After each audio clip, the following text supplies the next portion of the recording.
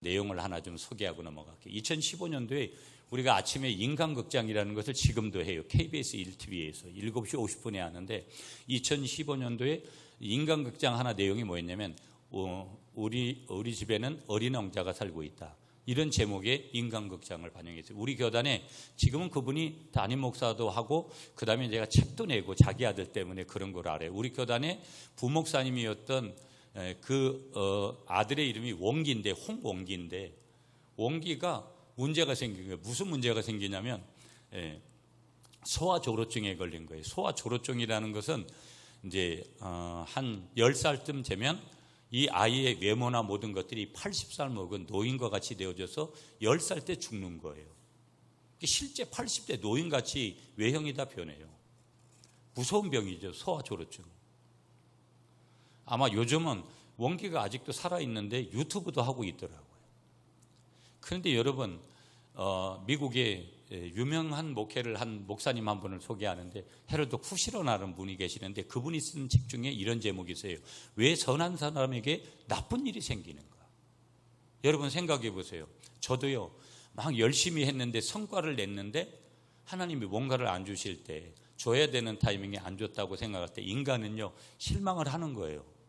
그런 극심한 실망감을 고난을 통해서 줘서 하나님이 영적 진보를 이뤄내는 거거든요. 그러니까 인간은 고난 없이는 진보라는 게 일어나지 않아요.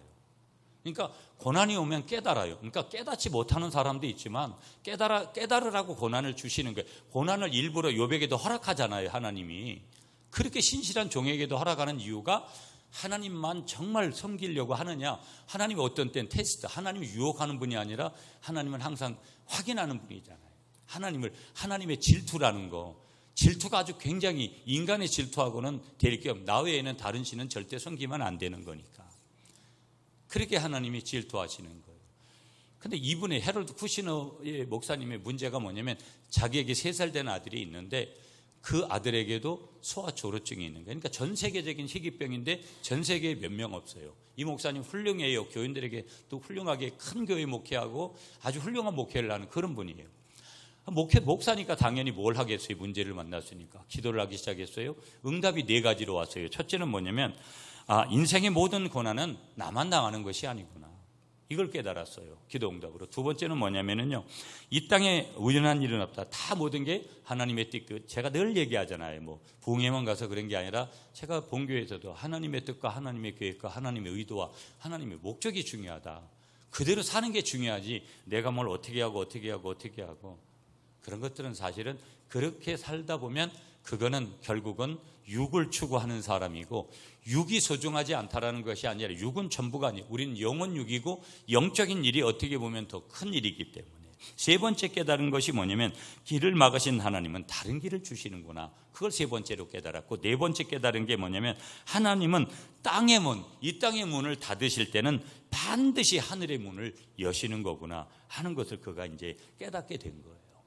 자, 여러분, 우리가 100번 문제없는 인생을 살다가 101번째부터 내 인생이 꼬이기 시작하면 101번째, 102번째, 103번째, 104번째, 105번째 계속 꼬이는 인생이 되면 정말 힘들고 죽고 싶고 모든 걸 포기하고 싶은 그런 생각이 드는 거예요. 한동안 우리 사회에서 유행한 말들 중에 부정적인 단어인데 깜도 안 된다 이런 말이 있어요. 예전에 이미 자살하셔가지고 돌아가신 그 대통령이 하신 유행어인데요. 어떻게 보면 매우 별로 좋지 않은 내용이죠. 그리고 아주 표현이 거칠고 이상한 표현이에요. 여러분, 뭐를 하면서 막 조진다, 조폭 같은 그런 얘기를 표현하는 그런 표현들을 하는 것들이 있어요. 뭘 조진다. 이게 표현이 참 이상하고 거칠고 이런 거죠. 그 다음에 뭐를 여러분, 오늘 사람들은 뭘 못해 먹겠다. 이런 표현들을 쉽게 해요. 정말 못해 먹겠네. 그러니까 무슨 얘기예요? 힘들다라는 얘기예요? 안 맞는다는 얘기예요? 왜 그러냐? 제가 늘 그런 얘기를 해요. 우리 시대는 포스트 모더니즘 시대라고 그러는데 이 시대의 사람들의 특징은 개인적이고 이기적이고 자기중심적이에요. 그렇기 때문에 교회 와도 교회가 왜 하나가 되질 않느냐? 원래 기질과 스타일과 영적인 것들이 다 다른 사람들이 모여 있어서 하나 되기가 한 성령님 안에서 하나 되는 것 외에는 비결이 없어요. 그러니까 딴 얘기 나는 거예요. 딴소리 한다고요. 그러니까 이런 구조에서 사람들은 뭐예요? 못해 먹겠다. 나 여전도 해적 못하겠다. 남전도 회장 못하겠다. 여러분 다 교사 못하겠다. 요즘 애들이 그러니까 못하겠다. 못해 먹겠다. 이런 표현들을 얼마든지 할 수 있는 거예요. 자, 깜도 안 된다. 깜도 안 되는 싸움을 말할 때 흔히 오늘 본문에 나오는 다윗과 골리앗의 싸움 이야기를 해요.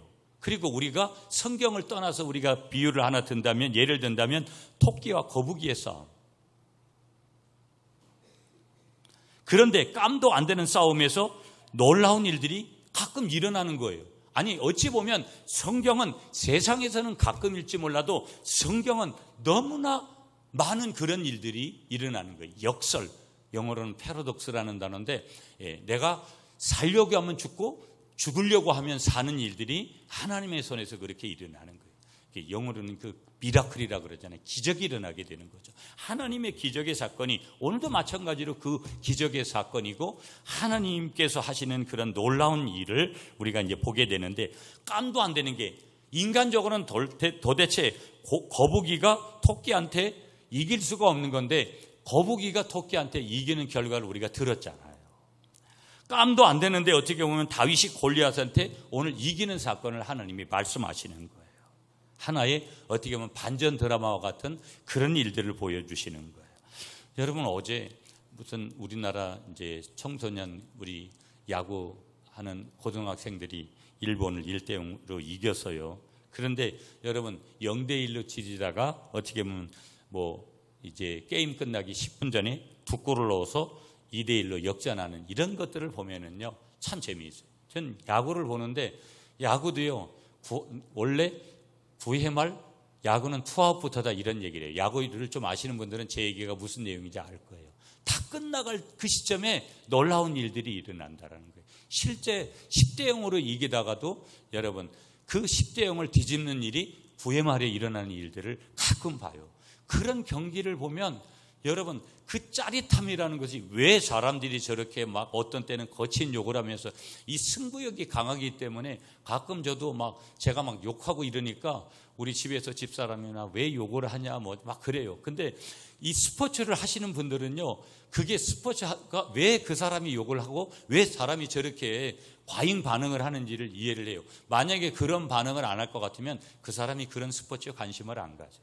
스포츠에 관심이 없는 사람은 저 사람이 왜 저렇게 열을 내는지에 대한 것들을 이해를 못해요. 여러분 사직구장을 가보셨어요? 부산에? 사직구장 한번 가보세요. 저 몇만 명이 되는 사람들이 하루에 몇만 원씩 쓰면서 왜 저기 와가지고 저렇게 소리를 치는가.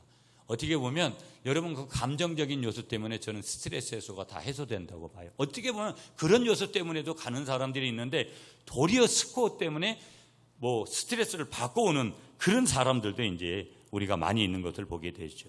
깜도 안 되는 싸움에서 말도 안 되는 약자가 이기는 것을 절대 우연이 아니다라는 것을 성경을 통해서 우리 하나님께서 이제 보여주시는 거예요. 우리가 잘 몰라서 그렇지 분명한 거기에는 이유가 있더라는 거예요.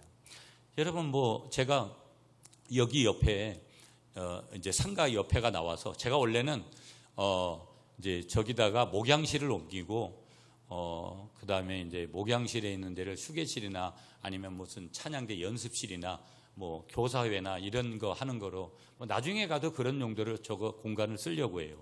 그런데 뭐 우리 교회가 아직까지는 뭐 공간 부족 때문에 엄청나게 어려운 것은 아니어도 만약에 저기다가 무슨 카페를 하거나 그러면 휴식 공간이 되거나 그러면 그렇게 하겠다 그래도 별로 반응들이 없더라고요. 그래서 마음대로 주님이 하라는 대로 하고 그냥 흘러가는 대로 보자 그랬는데 누가 들어오나 보니까 과일 가게가 들어오는 거예요. 근데 참 내가 너무 감사했는 게 뭔지 아세요? 그 과일 가게가 여러분 뭐 컵으로 이렇게 과일을 이렇게 해가지고 파는 거 뭐 이런 거 있잖아요. 뭐 그런 걸 하신다라는 거예요. 제가 박수를 딱 쳤죠. 왜 박수를 쳤게요?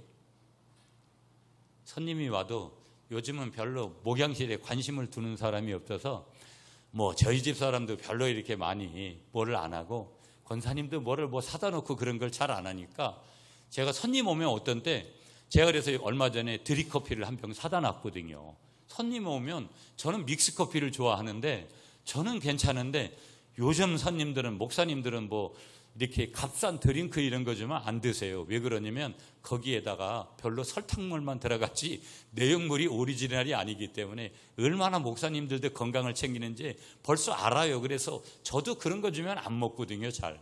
그래가지고 어떻게든지 원액으로다가 그렇게 사다가 제가 놨는데 여기 과일 가게가 들어온다는 얘기가 또 그런 과일 가게가 들어온다고 하니까 저에겐 너무 좋은 거예요.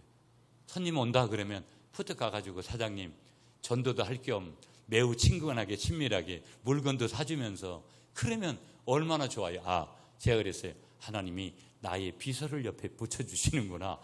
그래서 너무 제가 기뻤던 거예요. 그래서 박수를 제가 쳤어요. 과일 가게가 들어온다고. 우리가 안 쓰면 어때요? 그리고 저 과일 가게 잘 돼가지고 또 이사 가면 그때 우리가 여건이 되면 또 저 건물. 그리고 옆에 벽이 제가 판넬이기 때문에 제 마음이 강하게 안 왔어요. 옆에 있는 컴퓨터 가게 사장님이 어쩌고 저쩌고 하면 또 우리가 어쩌고 저쩌고 사람들이 뭐 맨날 좋은 말만 할 수 없잖아요. 그런데 그 판넬 옆에서 다 듣고 구미 갈릴리 교회 교인들은 욕을 그렇게 잘하냐고 뭐 이런 얘기하면 어떻게 하겠어요. 그래서 차라리 잘 됐다. 그래서 과일 가게 오면 지난번에 족발집 사장님한테는 얼마나 죄송한지 몰라요. 우리가 족발을 좀 자주 사드려야 되는데 제가 보니까 족발을 여기서 안 삶더라고요. 가져와가지고 저도 처음에 한번 사서 먹고 별로 반응이 저한테 좋지가 않았어요. 그래서 제가 여러분들한테도 여기 족발 사드시라고 얘기를 안 했잖아요. 근데도 마지막에 정말 족발집 사장님하고 제가 잘 지냈거든요. 근데 나중에 이제 안 돼가지고 이렇게 가신다 그럴 때 죄송하더라고요. 우리랑도 족발 좀 많이 팔아줄 걸. 예, 이번에는 과일집 오시면 여러분 좀 낮에도 컵으로도 이렇게 팔고 그러니까 남전대 여전대 하고 회하고 그럴 때 몇 개씩 주문해가지고 감동받은 사람이 내가지고 그렇게 좀 자주 이용해가지고 이번 사장님은 반드시 우리 구미 갈릴리 교회를 만들 수 있도록 예수 믿는 사람 만들 수 있도록 여러분 꼭 오면 지금부터 이 과일집을 위해서 기도하시는 여러분들이 되시기를 축복합니다. 골리앗이 어떻게 물리치나 지금 자, 세 가지만 보면서 오늘 말씀 정리할게요. 자, 여러분 31절이에요. 31절 보세요. 오늘 본문 다시 돌아갈게요. 31절에 보시면 어떤 사람이 다윗이 한 말을 듣고 그것을 사울에게 전함으로 사울이 다윗을 부른지라. 32절에 다윗이 사울에게 말하되 그로 말미암아 사람이 낙담하지 말 것이라 주의 종이 가서 저 블레셋 사람과 싸우리다 하니. 그런데 이렇게 얘기할 때 32절 이하에 가보면 33절에서 사울이 웃어요. 너는 소년이기 때문에 안 된다는 거예요. 그래도 다윗이 가겠다고 하니까 이 사울 왕이 보내주거든요. 그런데 보세요. 다윗이 자기를 막 소개해요. 34절, 35절, 36절 보세요. 34절부터 자기가 양칠 때 어떻게 사자들에게 그 양들을 지켰는지 예를 쭉 이렇게 얘기를 해요. 그리고 여러분 36절까지 6절 보세요. 그렇게 얘기하면서 37절을 보세요. 다윗이 이르되 여호와께서 나를 사자의 발톱과 곰의 발톱에서 건져냈었은즉 그렇기 때문에 하나님이 나에게 또 이런 일을 할 것이다. 이렇게 얘기를 해서 결국은 다윗이 가는 거예요. 우리 한번 크게 따라하겠습니다. 거룩한 분노를 가져야 합니다. 뭘 가져야 된다고요? 거룩한 분노를 가져야 된다. 골리앗을 한번 볼까요, 여러분? 골리앗은 여러분 키가 우리로 말하면 2m 93이에요. 엄청나죠. 2m 93. 그리고 여러분 갑옷은 56kg짜리 갑옷을 입은 거예요. 오늘 성경에 보는 대로 보면 창날이요 7kg예요. 7kg 창날을 들겠어요, 우리 같으면. 이런 괴물이 40일 동안 하나님을 모독하면서 이스라엘 군대를 향해 붙어보자고 1대1로 나와가지고 내가 이기면 너희들이 종이 되고 너희들이 이기면 내가 너희들의 종이 돼줄게 승부를 가리자고 하는 거예요. 그렇게 얘기하니까 사울왕은 물론 전 이스라엘의 남유다의 군대가 괴물 앞에서 다들 벌벌 떨면서 어찌할 줄을 몰라 했어요. 이 모습을 아버지의 심부름을 했던 다윗은 그때 아버지가 그랬어요. 이세인데 아버지가 다윗의 그 아버지 이세가 너희 형제들이 다 전쟁에 나간 거예요. 첫째 형 엘리압부터 시작해서 다 전쟁에 나갔는데 전쟁에 너희 형들이 어떻게 있는지 잘 있는지를 갖다 안부를 물어오고 이 음식물을 너희 형들에게 좀 전해줘라. 심부름 그때 갔을 때 이 다윗의 나이가 언제쯤 되냐면 17에서 18살 정도 되는 거예요. 다윗은 다른 어떤 것보다도 하나님의 이름이 모독당하는 것을 견딜 수가 없었어요. 여러분 36절 다시 한번 보실래요? 36절 다시 한번 보시면 주의 종이 사자와 곰도 쳤은즉 살아계시는 하나님의 군대를 모욕한 이 할례받지 않은 블레셋 사람이 이리이까. 다윗은요, 남의 여자 간음해가지고 밧세바, 그 다음에 남의 그 여자의 남편도 우리아를 죽이고 이런 일도 범하지만, 다윗이 이 사울왕에게 그 딸인 미갈을 또 자기 아내로 받고, 그 다음에 이 사울에게 여자들이 사무엘상 18장 7절부터 시작해서 전쟁에 많이 갔다 왔는데, 사울이 죽인 자는 천천히고 다윗이 죽인 자는 만만이다. 그러니까 다윗이 더 전쟁에 위대한 사람이다, 사울보다는, 이런 그 칭찬을 여자들이 함으로 인해서 사울이 다윗을 엄청나게 시기해요. 죽이려고 하고. 그러니까 다윗의 인생은요, 여러분 탄탄대로가 아니라 늘 고난과 역경의 연속이었어요. 참 놀랍죠. 하나님이 그렇게 마음이 아픈 사람이라고 하면 잘 되게 해줘야 되잖아요. 그렇게 하지 않아요. 이 영적인 원리라는 것이 그렇게 있더라는 거예요. 그렇게 거룩한 분노를 느낀 거예요, 다윗이요. 그래서 사울왕에게 골리앗에게 싸우겠다라는 거예요. 자기가 소년인데도 그동안 양을 지키면서 사자나 곰과 싸울 때도 지키신 하나님이 이번에도 지킬 것도 자기는 믿는다라는 거예요. 다윗은 믿음의 사람이구나, 그걸 보여주면서 그때 그렇게 이야기할 때 사울왕은 비롯해 수많은 이스라엘 백성들이 40일 동안 하나님의 이름이 모독을 당하는 것을 모두 그냥 듣고만 있었는데, 어느 누구도 거룩한 분노를 느끼지 않았는데, 그러나 다윗은 거룩한 분노를 느꼈기 때문에 골리앗을 물리치는 영웅이 될 수 있었다라는 거. 여러분, 사람들은 어찌 보면 희생하고 섬기고 이런 것들을 이미 교회 안에서도 잃어버렸어요. 그 중에 하나가 봉사죠. 디아코니아라는 거. 저희 교회가 이제 장로님하고 10월 12일 날 토요일 날 2차 봉사를 가려고 하는데, 원래는 어려운 상주의 교회를 선택을 했는데 그 교회 목사님이 여자 목사님인데 암이 재발하셨어요. 그래서 목사님이 이번에 그렇게 못하시겠다 그래서 제가 아직 결정을 못했는데 곧 상주에 있는 교회, 적은 교회를 하나 선택을 하려고 해요. 그래서 10월 12일 날 여러분이 시간을 비워주셔야 돼요. 반드시. 그날 토요일 날 가서 오후에 가서 우리 몇 시간 봉사하고 올 거니까 반드시 그때 우리 비워서 같이 또 1년에 2번 정도만 일단 1차적으로 가려고 해요.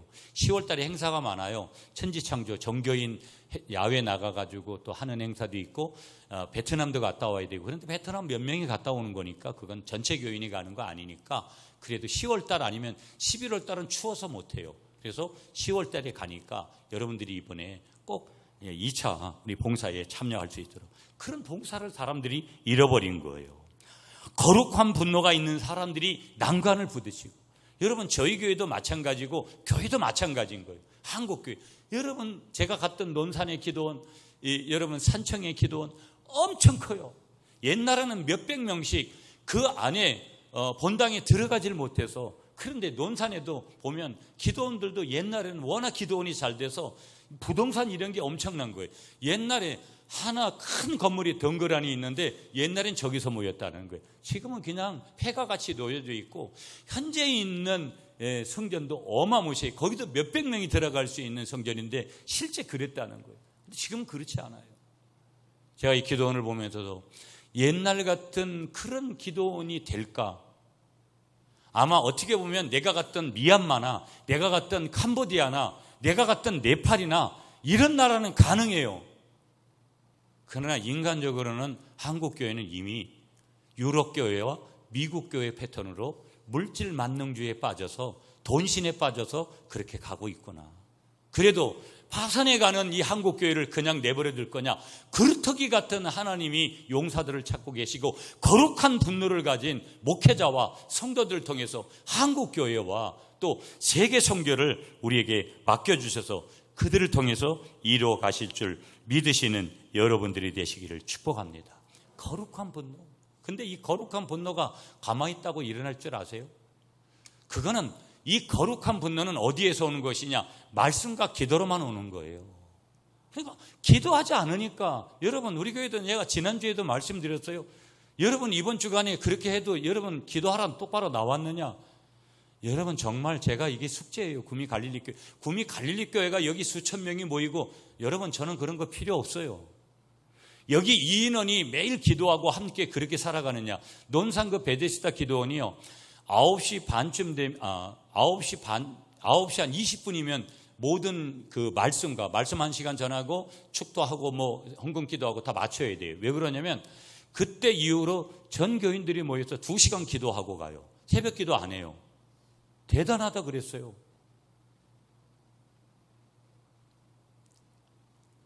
한국교회 지금 우리 교회만 그런 거 아니에요. 기도 안 하는 거예요. 성경 안 봐요. 하나님을 믿는지 도대체 믿는 건지 도대체 여러분 목사인 저도 그것 때문에 갈등을 하고 정말 하나님이 가까이 계신 하나님으로 그렇게 믿고 그렇게 살지 않으면 여러분 멀게 계신 하나님 앞에서 그러면 내가 부흥사라고 와서 장난질하는 거죠. 목회하는 게 장난질하는 거죠. 자신이 하나님을 못 느끼는데 여러분 제가 늘 질문하잖아요. 여러분이 하나님이 어디 있어요? 하나님이 지난 한 주간 동안 여러분에게 내려준 하나님의 은혜가 뭐예요? 여러분의 간증이 뭐냐고요? 이거 큰 질문을 여러분에게 하는 거예요. 그게 없다? 여러분 심각하게 고민해야 돼요. 자, 두 번째 말씀, 시간이 좀 됐는데 두 번째 말씀 보고 오늘 말씀 정리해 볼게요. 자, 그러면서 한번 따라하겠습니다. 거룩한 분노는 행동으로 표현되어야 됩니다. 제가 말씀드리는 거잖아요. 그러면 내가 기도하고 말씀 보고 그래서 거룩한 분노 가운데 하나님이 내게 사명을 주면 사명을 찾아서 가야죠. 내가 기도하지 않고 이런 거룩한 분노가 생기지 않았는데 이 세상이 나를 위해서 너만 생각하고 살아. 너만 꼭 붙들고 살아. 너를 위해서 돈 벌고 너를 위해서 건강 챙기고 너를 위해서 세상 구조가 그렇게 가 있어요. 하나님 뭐라 그러는 거예요? 너가 선에 붙들고 있는 것을 놓아라 그러는데 놓으라는 말씀을 못 듣는 거예요. 왜? 기도하지 않고 말씀을 보지 않으니까 세상 사람들이 말하는 내가 경험하는 내가 머리로 경험하는 그런 것들만 붙들고 사는 거예요.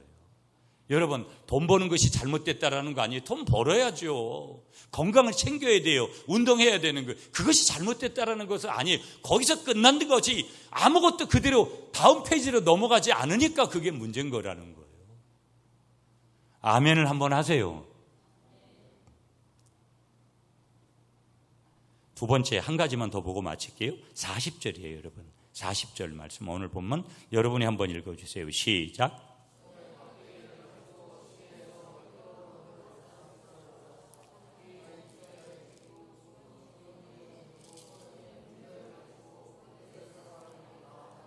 (45절도) 함께 읽을게요. 시작. 다윗이 블레셋 사람에게 이르되 너는 칼과 창과 단창으로 내게 오거니와 나는 만군의 여호와의 이름 곧 내가 모욕하는 이스라엘 군대의 하나님의 이름으로 내게 나아가노라. 49절 결과물이 나왔어요. 49절 시작. 손을 주머니에 넣어 돌을 가지고 물매로 던져 블레셋 사람의 이마를 치매 돌이 그의 이마에 박히니 땅에 엎드려지니라. 아멘. 우리가 생각할 때 여러분 물맷돌 5개로 우리가 이런 승부가 가능하겠어요? 성경은요 둘 중 안에 하나예요. 하나님은 창세기 1장 1절부터 거짓말을 치는데 아주 무식한 거짓말을 하시는 분이거나 요한계시록 22장까지 그것이 안 믿어지는 사람에게는 그 이유가 뭐냐?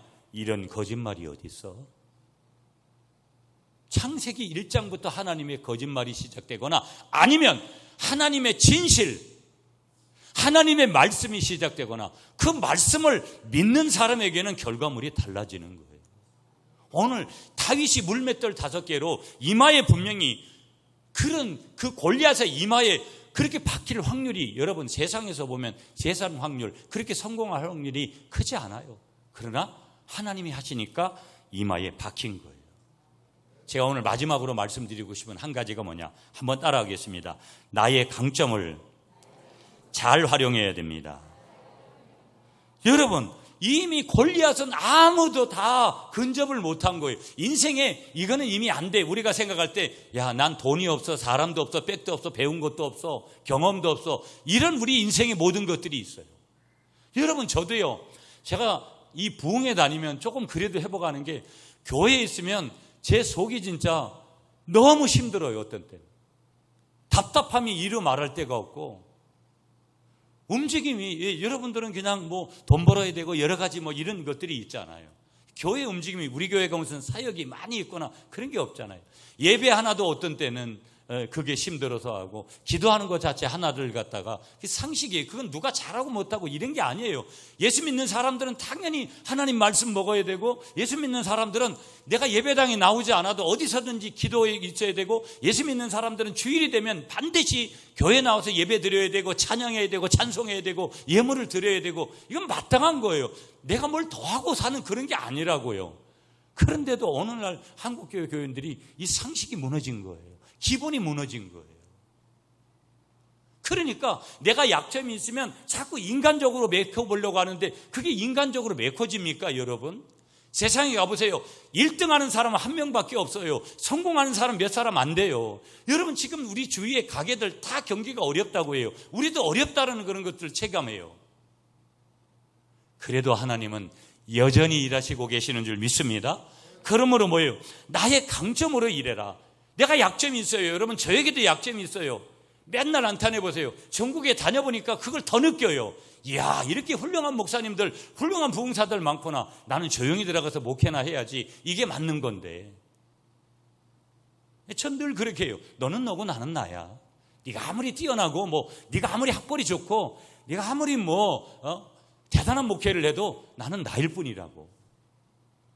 하나님이 나를 부르신 건 나 한 사람, 여러분도 하나님이 부르신 것은 여러분 한 사람, 모두가 다 약점이 있는 거예요. 그러나 뭘 먼저 봐야 되는 거예요? 다윗과 같이 강점을 먼저 붙들고 가야 될 줄 믿습니다. 왜 5개냐 하는 이 질문 앞에 우리가 서야 되고요. 그러면서도 골리앗에게 도전을 했다라는 거, 자신이 가장 잘할 수 있는 그것이 하나님의 능력과 결합이 되니까 오늘 이 골리앗과 같은 그러한 그 모든 것을, 대단한 것도 한 방에 어떻게 되다? 날려버리더라는 거예요. 믿습니까, 여러분? 그러므로 여러분, 마지막으로 여러분을 한 번 더 축복합니다. 여러분의 연약한 부분들, 안 되는 부분들은 주님 앞에 맡기세요. 그리고 여러분에게 주신 강점을 가지고 이 모든 것들을 승리해가는 여러분이 되시기를 한 번 더 축복합니다. 여러분, 저는 스타벅스를 잘 이용해요. 근데 스타벅스에 대한 커피를 호불호가 많이 갈려요.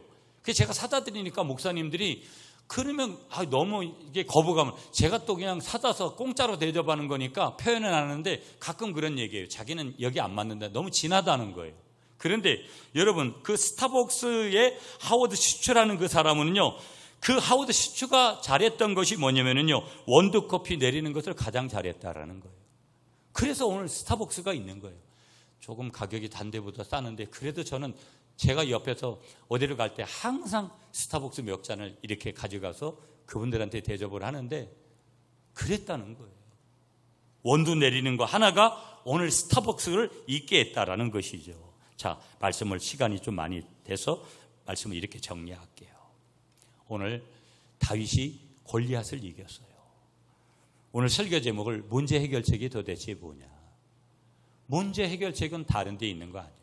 제가 계명대학 가서 공부할 때 상담을 하겠다고 갔어요. 그래서 제가 상담한다고 좀 했는데, 결국은 상담이 뭐냐? 결국은 복음이고 예수죠. 마지막에 가면 예수님이 해결책이죠. 그래서 상담이 중요하지 않다라는 거 아니에요? 그래서 그냥 제가 나중에 박사과정에서는 뭘 했냐면 역사신학을 했어요.